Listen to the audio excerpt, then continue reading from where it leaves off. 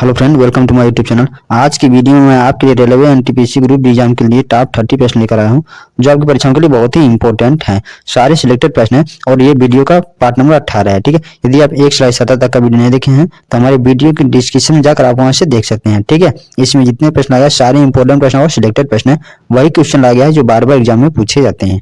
ठीक है दोस्तों, चलिए आगे चलते हैं।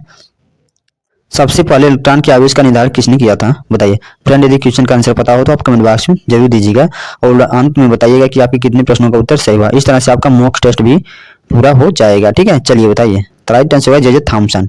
Option number 1 correct answer. Okay friend, electron के आवेश का निर्धारण सबसे पहले जे थॉमसन ने किया था। ठीक है, तो राइट आंसर हो जाएगा ऑप्शन नंबर ए।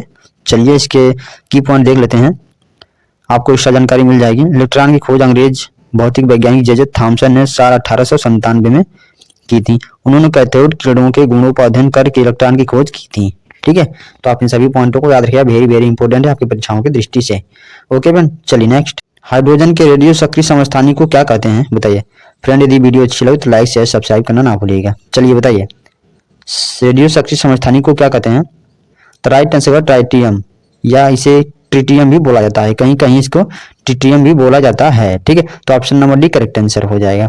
ठीक है, तो आपको पता होगा हाइड्रोजन के 3 समस्थानिक होते हैं, 1s1, 1s2 और 1s3। ठीक है, तो हाइड्रोजन के 3 समस्थानिक होते हैं, इसको भी याद रखिएगा। ठीक है, चलिए नेक्स्ट।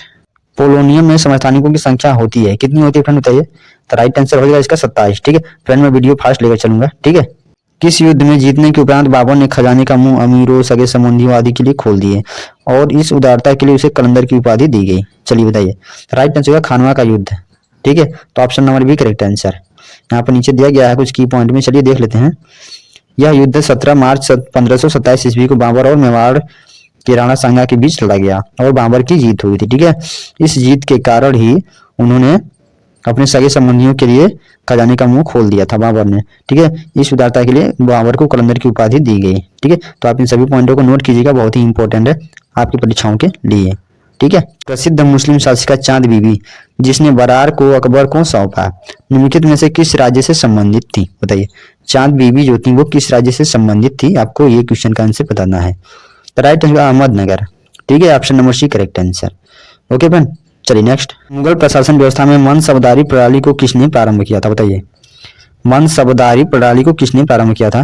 तो राइट आंसर हो जाएगा अकबर ने प्रारंभ किया था। ठीक है, option number B correct answer. Okay friend, चलिए इसके कुछ की पॉइंट दिया गया है, नीचे देख लेते हैं। मनसबदारी प्रणाली की शुरुआत मुगल शासक अकबर ने की थी। यह प्रणाली मुगल साम्राज्य की प्रशासनिक और सैन्य व्यवस्था की अहम हिस्सा थी। ठीक है, साम्राज्य की प्रशासनिक और सैन्य व्यवस्था के लिए मनसबदारी प्रणाली चालू की गई थी। ठीक है, तो आप इस पॉइंट को भी नोट कीजिएगा, बहुत ही इंपॉर्टेंट है। चलिए नेक्स्ट। चार्ल्स डार्विन की पुस्तक द ओरिजिन ऑफ स्पीसीज कब प्रकाशित हुई, बताइए। कब प्रकाशित हुई फ्रेंड। तो राइट आंसर हो जाएगा इसका 1859 ईस्वी में प्रकाशित हुई। ठीक है, क्वेश्चन नंबर 7 का राइट आंसर हो जाएगा डी। ठीक है दोस्तों, तो आप इसको नोट कीजिएगा, ये बहुत ही इंपॉर्टेंट है, बार बार पूछा जाता है। ठीक है, चलिए नेक्स्ट। किस आधार पर जंतुओं और वनस्पतियों को एक दूसरे से भिन्न वर्ग में रखा जाता है, बताइए। तो राइट आंसर स्वयं भोजन बनाने की क्षमता के आधार पर। Option number A correct answer. चलिए नेक्स्ट। कौन सा ऊतक पौधे को कठोर और मजबूत बनाता है, बताइए। तो राइट आंसर होगा स्क्लेरेकाइमा।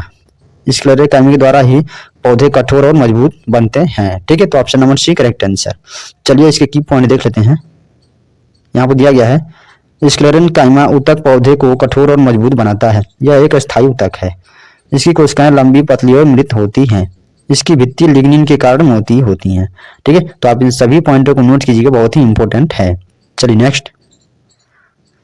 किसी चुंबक की आकर्षक शक्ति सबसे कम कहाँ होती है, बताइए। सबसे कम कहाँ पर होती है फ्रेंड। तो राइट आंसर मध्य में। Option number B is correct answer. Okay, किसी चुंबक की आकर्षक शक्ति जो होती है सबसे कम मध्य में होती है, क्योंकि चुंबकीय रेखाएं जो होती हैं वो मध्य में सबसे विरल होती हैं। ठीक है, जहां पर सघन होगी वहां पर चुंबकीय शक्ति अधिक होगी और जहां पर विरल होंगी वहां पर कम होगी। ठीक है, तो मध्य में जो होती है चुंबकीय रेखाएं जो होती है, चुंबकीय रेखाएं वो कम होती है। ठीक है, जिसके कारण मध्य में चुंबकीय आकर्षक शक्ति कम होती है। ठीक है, तो आप इस पॉइंट को नोट कर लीजिएगा और याद कर लीजिएगा, बहुत ही इंपॉर्टेंट है। चलिए नेक्स्ट। लौह चुंबकीय पदार्थों के भीतर परमाणुओं की असंख्य अति सूक्ष्म संरचनाओं को क्या कहा जाता है, बताइए। फ्रेंड, ये बार बार प्रश्न में पूछा जाता है एग्जाम में। ठीक है, चलिए बताइए। तो राइट आंसर डोमेन बोला जाता है। ठीक है। लौह चुंबकीय पदार्थों के भीतर परमाणुओं को असंख्य अति सूक्ष्म संरचनाओं को डोमेन कहा जाता है। Option number C correct answer. Okay, चलिए नेक्स्ट। यहाँ पर दिया गया है डोमेन परमाणुओं की छोटी इकाई होती है। इन डोमेन में मौजूद परमाणु एक दूसरे के साथ इस तरह से जुड़े होते हैं कि वे एक ही दिशा में संरेखित हो जाते हैं। ठीक है, चलिए नेक्स्ट। धूप से बचने के लिए छाते में रंग संयोजन निम्न में से कौन सबसे उचित है? तो राइट आंसर ऊपर सफेद नीचे काला। Option number B correct answer. Okay, चलिए नेक्स्ट। लोला घड़ियां गर्मियों में क्यों सुस्त हो जाती हैं? बताइए। साइंस से संबंधित प्रश्न है, बहुत ही महत्वपूर्ण प्रश्न। इसका राइट आंसर हो जाएगा सी, लोलक की लंबाई बढ़ जाती है जिससे इकाई दोलन में लगा हुआ समय बढ़ जाता है। Option number C correct answer. Okay, चलिए नेक्स्ट। इंद्रधनुष में कितने रंग दिखता है? बताइए। तो right answer 7। Option number A correct answer. Okay, चलिए नेक्स्ट। प्रकाशीय फाइबर किस सिद्धांत पर कार्य करता है? चलिए बताइए। तो राइट आंसर पूर्ण आंतरिक परावर्तन पर कार्य करता है। Option number D correct answer. चलिए नेक्स्ट। रावण की खाई, दशावतार, कैलाश गुफा मंदिर आदि मिलते हैं, कहाँ पर मिलते हैं फ्रेंड? किस गुफा में मिलते हैं? तो राइट आंसर हो जाएगा एलोरा में। Option number A correct answer. ठीक है, चलिए इसके की पॉइंट देख लेते हैं। कुछ दिया गया है इंपोर्टेंट पॉइंट। गुफा संख्या 16 एलोरा का कैलाश मंदिर है जो विश्व की सबसे बड़ी एकात्म संरचना है। कैलाश मंदिर 300 फुट ऊंचा, 175 फुट चौड़ा है। इसे 100 फुट से भी ऊंचा एक सीधी ढाल से उकेरा गया है। कई अन्य प्राचीन शैल रचनाओं के विपरीत यह मंदिर परिसर में नीचे से ऊपर की बजाय ऊपर से नीचे तक बनाया गया है। ठीक है, तो आप इन सभी पॉइंटों को नोट कीजिएगा, बहुत ही इंपॉर्टेंट है। चलिए नेक्स्ट। बंबई से 6 मील दूर धारापुरी या धारानगरी में स्थित गुफाएं कौन सी है? बताइए। Right answer Elephanta. Option number B correct answer. ठीक है दोस्तों, चलिए नेक्स्ट।